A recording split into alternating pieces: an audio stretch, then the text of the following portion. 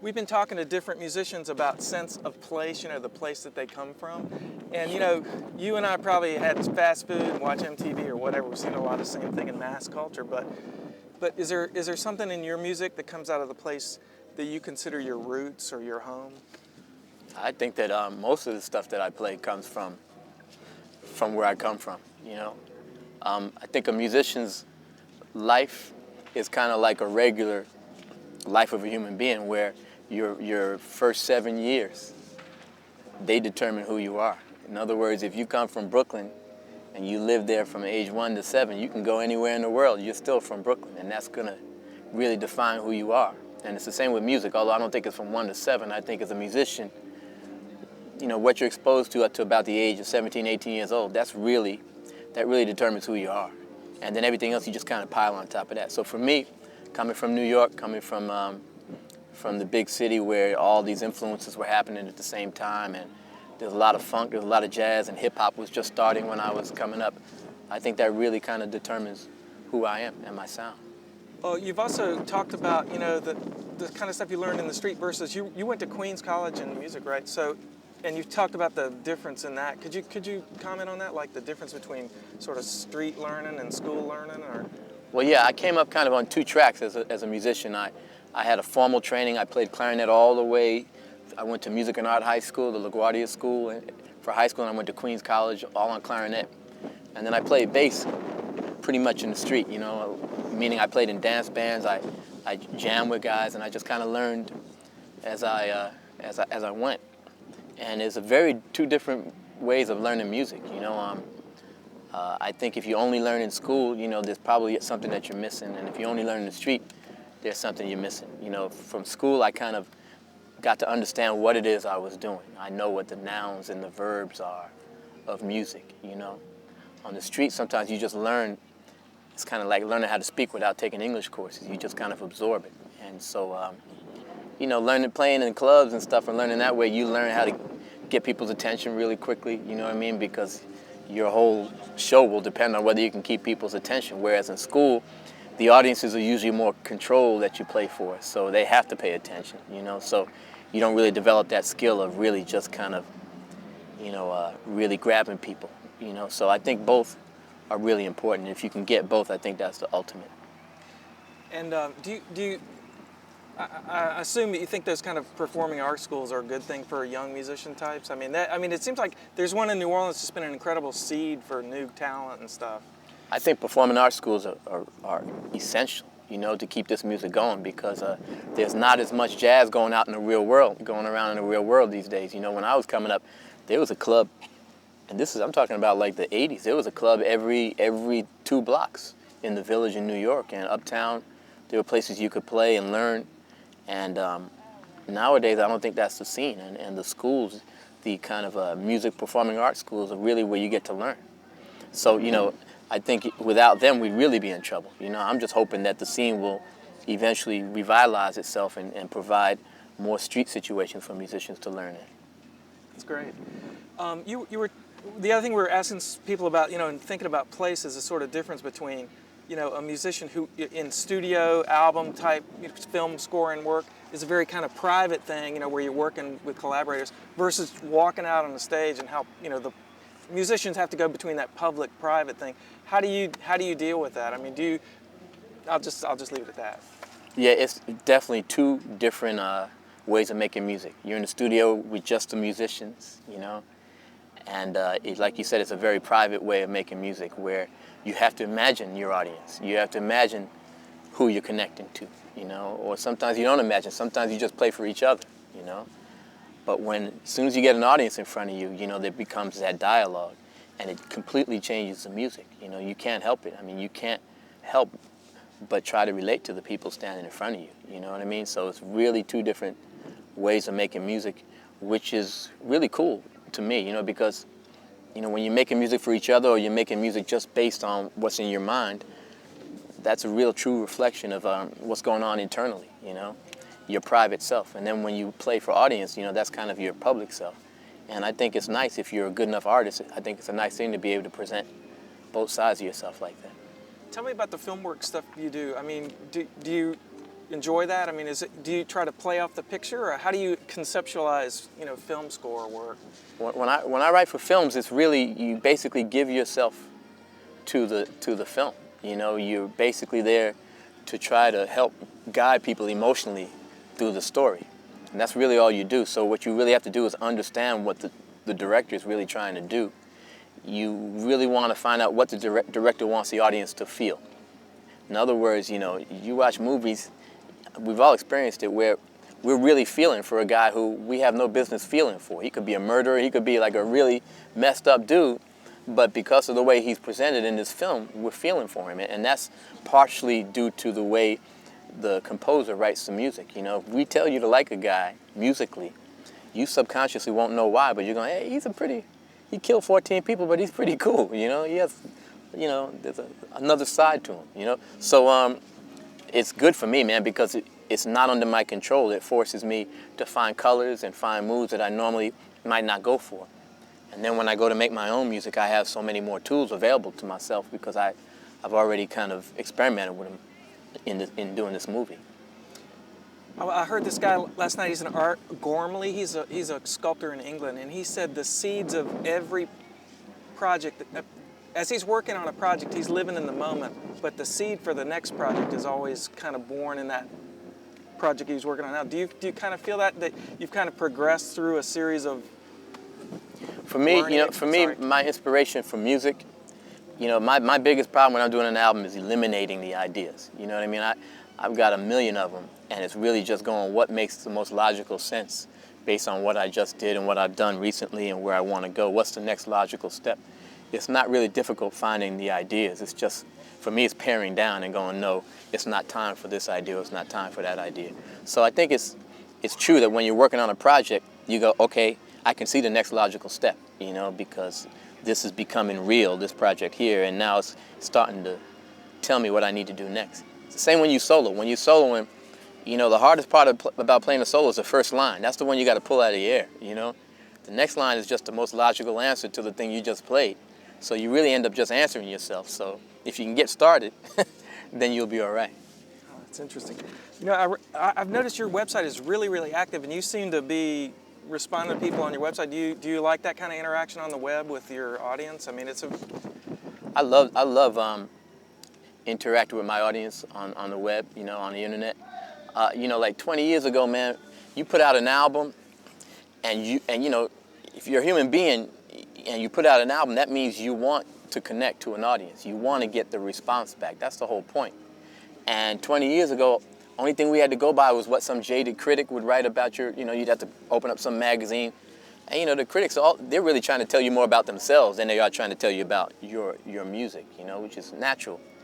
So now with the advent of the internet, man, you can go on and you can get a ton of reactions, more than you can handle, about your music, and they're always honest, you know what I mean? It's not like anyone's trying to prove anything usually. They're just telling you their honest reactions, man, and that's beautiful because now I feel closer to the people I'm making music for, and I've eliminated the middleman, I mean, I was just seeing, like last week, guys writing saying, I'll see you in Newport, I hope, and you write right back. That's really cool to be able to communicate that way. Yeah, and it makes everybody real. It makes you real to the audience. It makes the audience real to me because, sometimes it's just a bunch of faces, and you really don't get a sense.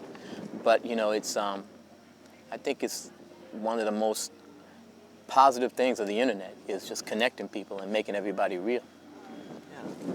Yeah. I read one place, too, that you had this experience where somebody came up to you and they had a 3-year-old kid and they said, "This is my son Marcus." Could you talk a little bit about just, you're kind of getting into more of your mature phase as an artist and what that means, to the music and to you personally? Well, I think you go through phases as a musician. When you first start playing music, you play for any number of reasons because it's interesting and because, you start playing and you realize you're getting attention, and it's nice, And you stay in that phase for a while, and then maybe, you make some money, and then all of a sudden you want to play and make more money. But I'll tell you, for me, a couple of things happened to me. One is when I was in South Africa about 7 or 8 years ago, and one of the journalists in South Africa in Cape Town said to me, "Man, do you know how important the song you wrote for Miles Tutu, do you know how important that was to us when we were struggling for our freedom here in South Africa. And I said, well, no, I really didn't even realize that you would get to hear that song, Tutu. And they said, no, we heard it, and it gave us a lot of strength, and I want to thank you for it, you know. So that was one moment for me. And then, like you were saying, man, people come up to me all the time and say, hey, this is my kid, his name is Marcus, you know. We named him after you because your music has helped us so much in our life. Those kind of things, man, make you realize how powerful music is and how much effect you can have on people you don't even know. And it's really a humbling experience because, you know, the next time you go in the studio, you realize I'm making music that might help somebody I don't even know, man. It might help somebody. It might cause somebody to be born. It might cause somebody to come out of a bad situation. There's no telling what this music can do. And when you know that you have that kind of effect on people, it makes you take your music a little bit more seriously.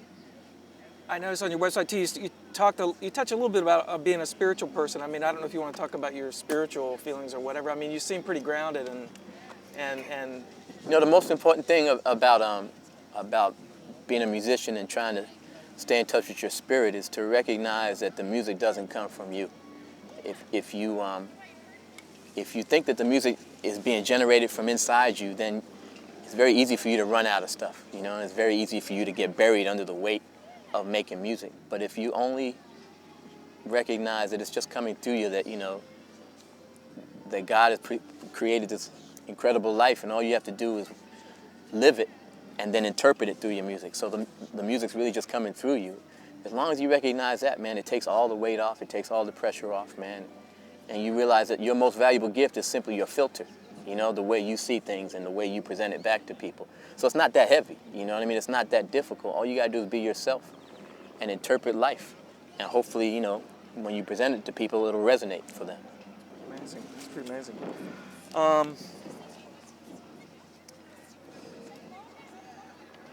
Anything particular you like about the festival scene versus playing concert halls, or, I mean, you do a lot of festival work, I mean, obviously in Europe and that kind of thing. You know, there are different environments of festival scene versus, you know, when you're doing like your own concert, you know. Obviously, when you're doing your own concert, all the energy's focused on you and everyone there knows who you are because that's why they're there and they know they're familiar with your music. But with a festival thing, it's more of a, it reminds me of more of like the New York scene when I was coming up, where you don't know if these people know you or not. They might have came for the guy who played before you or the guy who played after you, and it's your chance to present your music to people who might not be familiar with you, but people who are music lovers, you know? So it's really a great situation, you know? And, you know, for the musicians, I mean, it's almost like going to a convention, because the only time we get to see each other anymore are in places like this. I just saw Josh Redman. I haven't seen him in a year and a half, you know? But, you know, these are the kind of situations where you run into the other cats, you know? And it reminds you that this is really what music is all about, is musicians and relationships between musicians. So I really value playing the festivals for that in particular. So you must be a very busy guy, though. I mean, do you feel kind of just driven sometimes, or overwhelmed, or how do you cope with that? Well, you know, being from New York, my pace has always been like mad, you know? I mean, even as a kid, man, I was always trying to get 3 or 4 things done in a day on the subways, and you know, so it's a really natural pace for me, that kind of helter-skelter thing. And for me, I don't think I would do well if I only got to concentrate on one thing. If they said, look, this is your project for the next 3 months, you don't do anything else, I'd have too much energy for one project, you know? So for me, doing a few things at the same time kind of mellows me out and gives me a better kind of peaceful way to make the music.